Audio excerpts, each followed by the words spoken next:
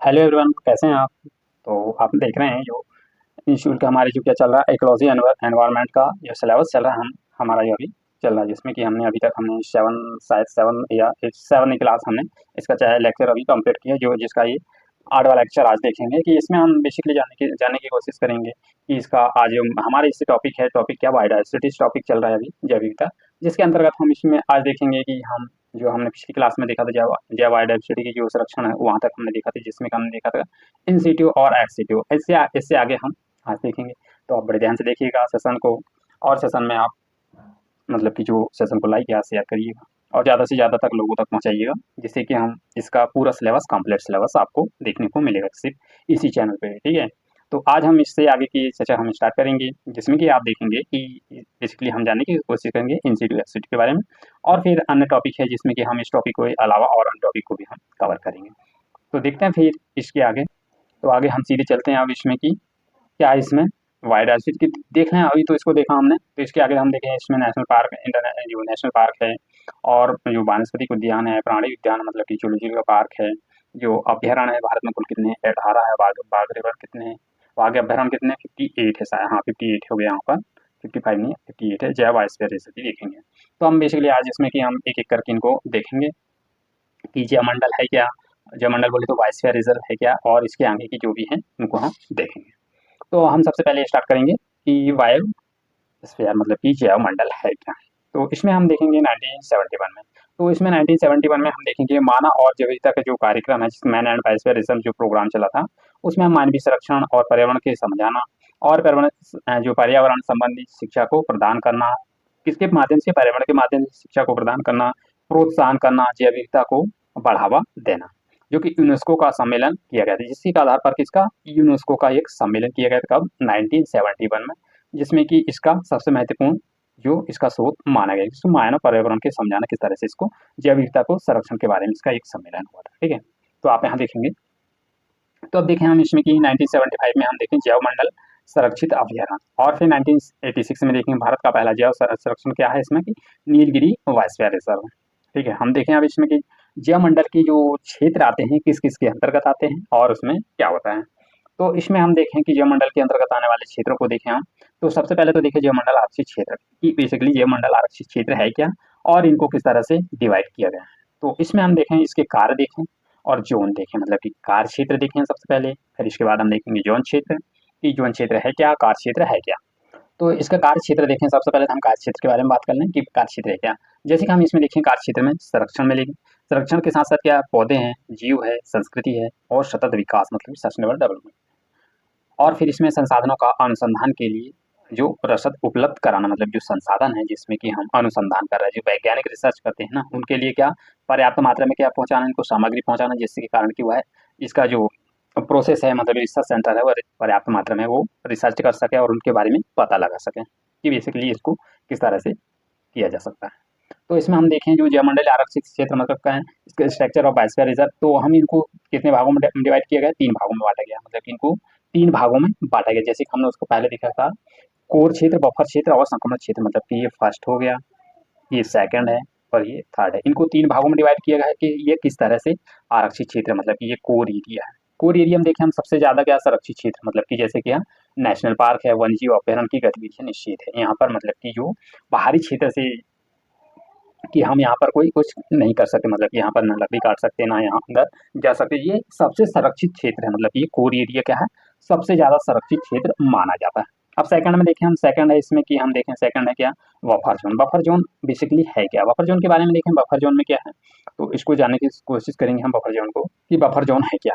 वे आर्थिक गतिविधियां जिसके द्वारा पर्यावरण को नुकसान नहीं होता, मतलब कि यहाँ पर आप यहाँ जा सकते हैं और यहाँ घूम सकते हैं, और जिसके कारण अपने घूमने के कारण यहाँ पर पर्यावरण का कोई नुकसान नहीं होता। जैसे कि आप यहाँ पर घूमने के लिए पर्यटन स्थान, रहस्य स्थान माना, या अनुसंधान के लिए आप शोध कार्य भी यहाँ पर कर सकते हैं। कौन सा क्षेत्र में? बफर जोन में।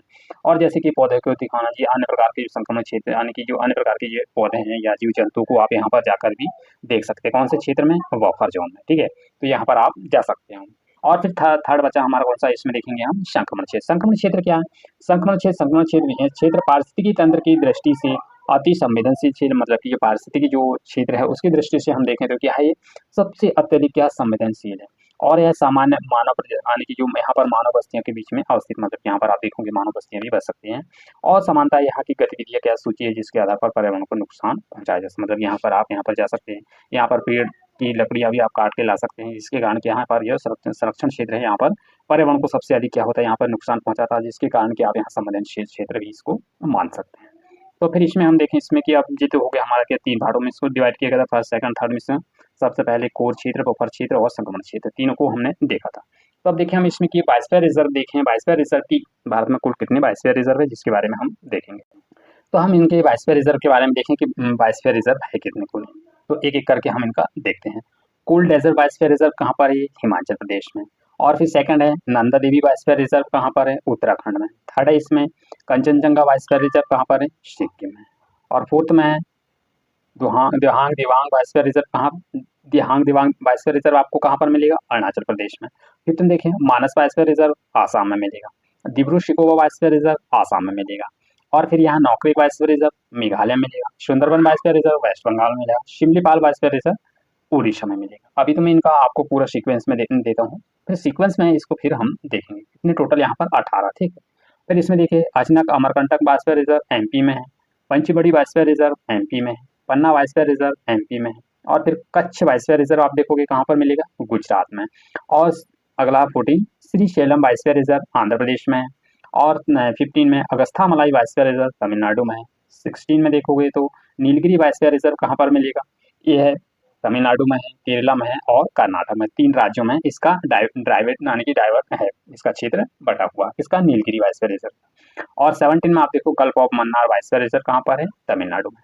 और 18 में आप देखोगे तो कुल अंडमान निकोबार बायोस्फीयर रिजर्व कहाँ पर मिलेगा? अंडमान निकोबार द्वीप समूह में। तो ये टोटल 18 बायोस्फीयर रिजर्व है, जिसमें कि मैंने सभी को अलग अलग स्टेट में इसको डिवाइड करके लिखा हूँ कि हर एक स्टेट में कौन सा है, कौन सा किस, यानी कि जैसे कि आप यहाँ पर देखोगे मध्य प्रदेश में 3 है, तो जी अचानक मार्ग है, तो ये आपको कहाँ पर मिलेगा? मध्य प्रदेश प्लस कहाँ पर मिलेगा? छत्तीसगढ़ में। ये 2 राज्यों से इसकी सीमा लगती है।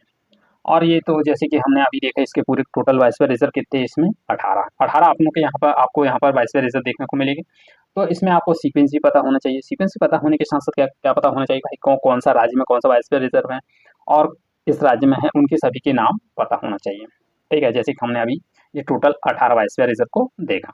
तो अब इसमें हम देखें, अब इसको जैसे कि 18 बायोस्फीयर रिजर्व तो है, जैसे कि 18 है, 18 में 6 है, यानी कि 18 है, 18 में 12 किसके द्वारा? यूनेस्को द्वारा इसमें मान्यता प्राप्त है। बचे कितने? 6 बचे। 6 है जो भारत सरकार द्वारा राज्य की मदद से इनकी रखरखाव के लिए बायोस्फीयर रिजर्व को यूनेस्को से इसको मान्यता प्राप्त नहीं है। भारत में कितने? 6 है। 6 को यानी भारत में टोटल 18 बायोस्फीयर रिजर्व कंप्लीट है। कंप्लीट होने के साथ साथ क्या है, इसमें 12 जो बायोस्फीयर रिजर्व है ना, इसको यूनेस्को ने क्या दी? इसको मान्यता दी है।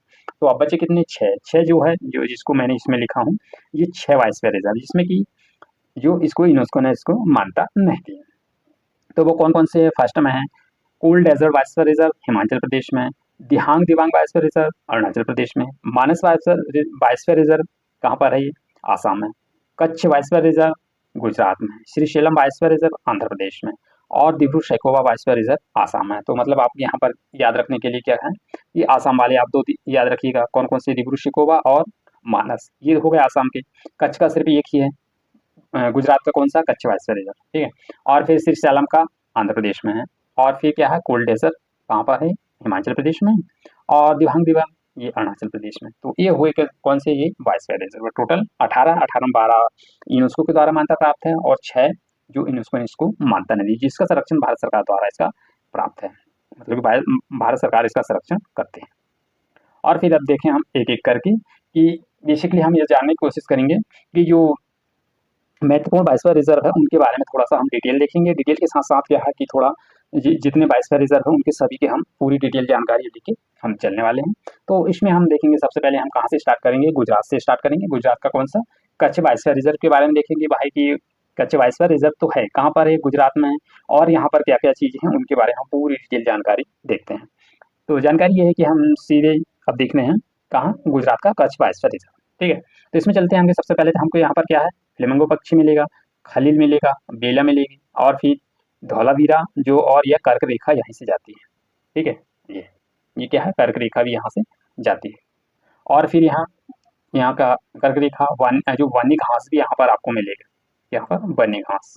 और फिर क्या है, यहाँ पर शाकाहारी प्रजाति भी पाई जाती है, जो जंगली गधा, ये क्या है, गधा है, गवा नहीं है, गधा है, ठीक है। यहाँ टाइपिंग एरर है, तो आप यहाँ पर देखिएगा, यहाँ पर जंगली गधा के लिए कच्छ का क्षेत्र प्रसिद्ध है। और फिर वाइल्ड लाइफ सेंचुरी भी है, यहाँ पर लिथेरियन रायन भी है, और फिर पंचमरम है, और टाइप ऑफ इकोलॉजी, मतलब कि टाइप ऑफ इकोलॉजी सिस्टम भी यहाँ पर सबको देखने को मिलेगा। और फिर यहाँ पर कुछ मरुस्थली भी है, वेटलैंड भी है, वानी ग्रासलैंड भी है। यहाँ पर क्या, वानी ग्रासलैंड भी है, ठीक है। जैसे कि मैंने इसको हिंदी में लिखा और इंग्लिश में भी है, इसमें वानी ग्रासलैंड के बारे में आप यहाँ देख सकते हैं। तो बेसिकली हमने देखा इसमें कि गुजरात का जो कच्छ वाला क्षेत्र है, कच्छ का जो बायोस्फीयर रिजर्व, उसके बारे में। तो आपको यहाँ पर बहुत सारे राज्यों के नाम दिए जाएंगे, और वहाँ पर क्या, आपको यहाँ पर ये तो कर्क रेखा के बारे में तो पता ही होगा सभी के, 8 यहाँ पर 8 राज्यों से होकर कर्क रेखा जाती है, तो पता ही होगा। और पर यहाँ पर ये पूछ सकता है कि फ्लेमिंगो पक्षी के बारे में पूछ सकता है, खलील के बारे में पूछ सकता है, बेला के बारे में, और फिर जो बनी ग्रासलैंड है, यहाँ पर बनी ग्रासलैंड भी आपको यहाँ पर मिल। बेसिकली यहाँ पर क्वेश्चन ये पूछेगा, बनी ग्रासलैंड किस राज्य में है, तो जिसने देखा होगा तो उसको पता होगा, तो वो तो कर लेगा। बनी ग्रासलैंड कहाँ पर मिलेगा, गुजरात के कच्छ बायोस्फीयर रिजर्व में, कहाँ पर, गुजरात के। और फिर ये तो जंगली गधा तो आपको सभी को पता ही होगा कि ये कहाँ पर, गुजरात में ही पाया जाता है। तो देखते हैं अगला राज्य मतलब क्या, अगला बायोस्फीयर रिजर्व है कौन सा, Nilgiri biosphere reserve. Nilgiri biosphere reserve तो हमने देखा था कि 3 राज्यों में है, कौन कौन से, तमिलनाडु है, कर्नाटक है और केरल है। तीनों राज्यों में इसका विस्तार है, किसका, नीलगिरी बायोस्फीयर रिजर्व का। जैसे कि ये वाला क्षेत्र है, यहाँ पर आपको, यहाँ पर ये कर्नाटक मिलेगा, ये तमिलनाडु, यहाँ पर केरल, ये क्षेत्र है, यहाँ पर आपको नीलगिरी बायोस्फीयर रिजर्व देखने को मिलेगा। और यहाँ पर सर्वाधिक क्षेत्र है इसका, और सर्वाधिक कोर क्षेत्र भी कहाँ, मतलब कि सर्वाधिक क्षेत्र किसमें, इसमें जो नीलगिरी है, तो कहाँ पर मिलेगा, तमिलनाडु में। और सर्वाधिक कोर क्षेत्र इसका कहाँ पर मिलेगा, कर्नाटक में। केरल में इसका कुछ भाग इसमें, इस मतलब कि इससे संरक्षित क्षेत्र नहीं है केरल में, सिर्फ केरल में इसका विस्तार भी है। और संरक्षित क्षेत्र सिर्फ 2 में, किसमें, एक तमिलनाडु में, और क्या है इसमें, एक कर्नाटक में। तमिलनाडु में सर्वाधिक क्षेत्र है किसका, नीलगिरी बायोस्फीयर रिजर्व का। और यहाँ पर ये है, सबसे ज़्यादा संरक्षित क्षेत्र कहाँ पर है, कर्नाटक में। तो यहाँ पर क्वेश्चन ये बन सकता है कि जो नीलगिरी बायोस्फीयर रिजर्व है ना, जिसमें सबसे ज़्यादा संरक्षित क्षेत्र किस राज्य में आता है, और सबसे अधिक क्षेत्र किसका, जो नीलगिरी बायोस्फीयर रिजर्व का किस राज्य में आता है, वहाँ पर तीनों राज्य के दे दी जाएंगे आपको। केरल भी रहेगा, तमिलनाडु भी रहेगा और कर्नाटक भी रहेगा। तो इससे सर्वाधिक क्षेत्र किसमें आएगा आपको, तमिलनाडु मिलेगा किसका, नीलगिरी बायोस्फीयर रिजर्व का। सबसे ज़्यादा संरक्षित क्षेत्र कहाँ पर मिलेगा, कर्नाटक में। परंतु यहाँ पर केरल में कुछ नहीं है, मतलब इसका क्षेत्र है परंतु यहाँ सबसे ज़्यादा इन भागों में ही है, ठीक है। तो आप किसको क्वेश्चन के आधार पर ही आप इसका आंसर निकाल सकते हैं। और यहाँ पर कौन कौन से जीव जंतु हैं, तो जीव जंतु आपको देखने को मिलेंगे, लायन है और केल मंचांटिया है, जो यहाँ पर रहने वाले जीव जंतु। तो इंडियन बाइसन मतलब कि जंगली यानी भैंसा है, कैसा नहीं, ये भैंसा है, ठीक है। क्या है ये, भैंसा, जंगली भैंसा है। नीलगिरी ताहर है, गोल्डन सीफ, क्रॉस नॉक है, और मालवियर एंगल है, स्क्वायरल है, जॉइंट स्क्वायरल है। ये विभिन्न प्रकार के ये क्या जीव जंतु हैं। तो हाँ, एक चीज़ और यहाँ पर एक देखिएगा, तो यहाँ पर ये पूछ लिया जाएगा आपसे क्वेश्चन, यहाँ पर एक क्वेश्चन बनेगा कि जो नीलगिरी बायोस्फीयर रिजर्व है, यहाँ पर रहने वाले जीव जंतु कौन कौन से हैं। तो आपको पता होगा, मालवियर है, एंगल है, स्क्वायरल है, जॉइंट स्क्वायरल है, और फिर नीलगिरी ताहर भी मिलेगा, और जंगली भैंसा भी है। तो यहाँ पर क्वेश्चन के आधार पर आपको इनको सीक्वेंस में भी लगाने को आ जाएगा, या तो फिर इसको ऑब्जेक्टिव के तौर पर भी यहाँ पर पूछ सकता है कि यहाँ पर बेसिकली सबसे ज़्यादा यानी कि जो जीव जंतु कौन कौन से हैं, इनमें इनके सभी का नाम दे दिया जाएगा, और फिर अलग से और दूसरों का नाम भी दे दिया जाएगा। तो आपको जिसने क्लास देखा या जिसने पढ़ा होगा, तो वो तो सीक्वेंस में इसका नाम पता भी होगा, और पता होने के साथ साथ वो करेक्ट आंसर भी कर पाएगा। अब देखें हम यहाँ पर, यहाँ की क्या है, यहाँ की देखें हम इसकी वनस्पति की, बेसिकली यहाँ पर कौन कौन सी वनस्पति है जो नीलगिरी बायोस्फीयर रिजर्व है। तो इसमें देखने हम सबसे पहले तो उष्णकटिबंधीय सदाबहार वन, उष्णकटिबंधीय पतझड़ वन, मतलब यहाँ पर देखने को आपको 2 प्रकार के वन मिलेंगे। कौन से बायोस्फीयर रिजर्व में, नीलगिरी बायोस्फीयर रिजर्व में आपको 2 प्रकार के यहाँ पर वन मिलेंगे, उष्णकटिबंधीय सदाबहार वन भी और उष्णकटिबंधीय पतझड़ वन भी। ये 2 प्रकार के वन आपको यहाँ पर देखने को मिलेंगे। नीलगिरी पर्वत इसलिए यानी कि नीलगिरी को नीलगिरी पर्वत क्यों कहते हैं भाई, इसमें ये सवाल बन सकता है कि नीलगिरी को ही नीलगिरी पर्वत क्यों कहते हैं। क्योंकि यहाँ पर क्या है, नील कुरंजी का आपने देखा होगा, शायद आपने न्यूज में सुना भी होगा, जो नील कुरंजी नामक का जो पौधा है, वह 12 साल में एक बार इसका फूल खिलता है। किसका, नील कुरंजी का। कितने सालों में, 12 साल में एक बार इसका जो फूल खिलता है। और इसका रंग आपको देखने को मिलेगा कैसा है, जामुनिया रंग है। फूल यानी कि कैसा रंग है, ये जामुनिया रंग का है। कौन सा, नील कुरंजी नामक जो पौधा है। तो यहाँ पर एक क्वेश्चन ये भी बनेगा, जो नील कुरंजी नामक जो फूल है, जिसका पौधा है, जिसका फूल 12 साल में एक बार खिलता है, वह किस बायोस्फीयर रिजर्व है। तो यहाँ पर बहुत सारे बायोस्फीयर रिजर्व के नाम लिख दिए जाएंगे और आपसे पूछेगा तो आपको जो पता होगा ना तो वो कर लेगा भाई। यहाँ नीलगिरी नीलगिरी बायोस्फीयर रिजर्व में नीलकुरंजी नामक जो पौधा है इसका फूल 12 साल में एक बार खिलता है, उसका यहाँ पर मिलता है। कौन से में? नीलगिरी बायोस्फीयर रिजर्व में। तो अभी तक हमने कितने? 2 स्टेट यानी कि 2 जो बायोस्फीयर रिजर्व देखे। देखते हैं अगला अगला वाला। और एक चीज़ और इसमें, हाँ, अब यहाँ पर देखें हम इसमें कि क्या है इसमें, ये आदिवासी समाज के बारे में देखें। जो वन्यजीव अभयारण्य इसमें देखें हम केरला में है। और इसमें क्या है, यहाँ पर कौन कौन सी आदिवासी समाज, यहाँ पर टोडा है, कोटा है और इरूला। कौन कौन सी? 3 प्रकार की। कौन कौन सी है? टोडा, कोटा, इरूला। जो वायनाड केरल वाला हम देख रहे हैं इसमें कि केरल भी है, तमिलनाडु है और फिर क्या है, कर्नाटक है। ये 3 राज्यों में है। जो कौन सा अभयारण्य है इसमें है कि वायनाड केरला में है, श्री श्रीमंगलम वाइल्ड लाइफ सेंचुरी, क्या वर्ल्ड लाइफ सेंचुरी कहाँ? श्री मंगलम वाइल्ड लाइफ सेंचुरी तमिलनाडु में है। तरह की जो इसका क्षेत्र जो पश्चिमी घाट और पूरी मतलब किसका जो वह क्षेत्र है कहाँ पर मिलेगा आपको? वेस्टर्न घाट और ईस्टर्न घाट दोनों पे ही मिलेगा। तो इसमें देखिए वर्ल्ड लाइफ सेंचुरी के बारे में देखें, तमिलनाडु, केरल और क्या कर्नाटक में। मुखर्ती नेशनल पार्क है और फिर इसमें वर्ल्ड लाइफ सेंचुरी और फिर साइलेंट वैली नेशनल पार्क है और मुथुमलाई नेशनल पार्क है। कहाँ पर है? तमिलनाडु में है। और नागरहोल नेशनल पार्क है। मैं अभी किसके बता रहा हूँ? ये केरल के यानी कि कर्नाटक के बता रहा हूँ। कौन कौन से? नागरहोल नेशनल पार्क और बांदीपुर नेशनल पार्क। किसके? ये दोनों किसके हैं? कर्नाटक के हैं। तमिलनाडु में सिर्फ एक है। कौन सा? Mudumalai national park. और फिर इसमें हम देखें इसमें कि अगला है इसमें कि 2 है, मुखर्ती है और साइलेंट वैली। ये कहाँ पर मिलेंगे? केरल में, जैसे कि हमने इसमें डायग्राम में आप देख सकते हैं मैप में। तो फिर देखें हम अगस्ता मलाई कहाँ पर है? बायोस्फीयर रिजर्व केरल और तमिलनाडु। तो इसको हम थोड़ी सी जानकारी देख लेते हैं कि केरल और तमिलनाडु में जो अगस्ता मलाई बायोस्फीयर रिजर्व है उसके बारे में देखें। यह तमिलनाडु और केरल में स्थित, मतलब कि ये तमिलनाडु और केरल में, यहाँ पर तमिलनाडु है, इधर तमिलनाडु हो गया, यहाँ पर केरल हो, ये दोनों राज्यों में स्थित है। यहाँ पर कौन सी आदिवासी है? यहाँ पर कानी आदिवासी पाई जाती है, यानी कि रहती निवास करती। कौन सी? कानी आदिवासी यहाँ पर निवास करती है। यहाँ पर मुख्यतः कौन से जानवर मिलेगी? नीलगिरी ताहार है जो कि इसमें अधिक मात्रा में यहाँ पर पाई जाती है। और यहाँ पर कौन सी नदी है? ताम्रपाणी नदी। यहाँ कौन सी नदी होकर जाती है इसे बायोस्फीयर रिजर्व से? अगस्ता मलाई बायोस्फीयर रिजर्व पे ताम्रपाणी नदी होकर जाती है। और यह सदाबहार वन भी पाया जाता है, मतलब कि यहाँ पर सदाबहार वन पाए जाते हैं। और जैवमंडल शीतोष्ण प्रकार, मतलब कि यहाँ बायोस्फीयर रिजर्व आप देखोगे यहाँ पर किस प्रकार का? शीतोष्ण प्रकार का जैवमंडल यहाँ पर आपको देखने को मिलेगा। फिर अगला है गल्फ ऑफ मन्नार। कौन सा? गल्फ ऑफ मन्नार कहाँ पर है? Gulf of Mannar biosphere reserve Tamil Nadu में देखने को मिलेगा। कहाँ पर? ये तमिलनाडु में। तो फिर इसमें देखें हम गल्फ ऑफ मन्नार, तो इसके बारे में देख लें। तो ये भारत का एकमात्र समुद्री जो है बायोस्फीयर रिजर्व, मतलब कि ये गल्फ ऑफ मन्नार यहाँ पर आपको देखने को मिलेगा।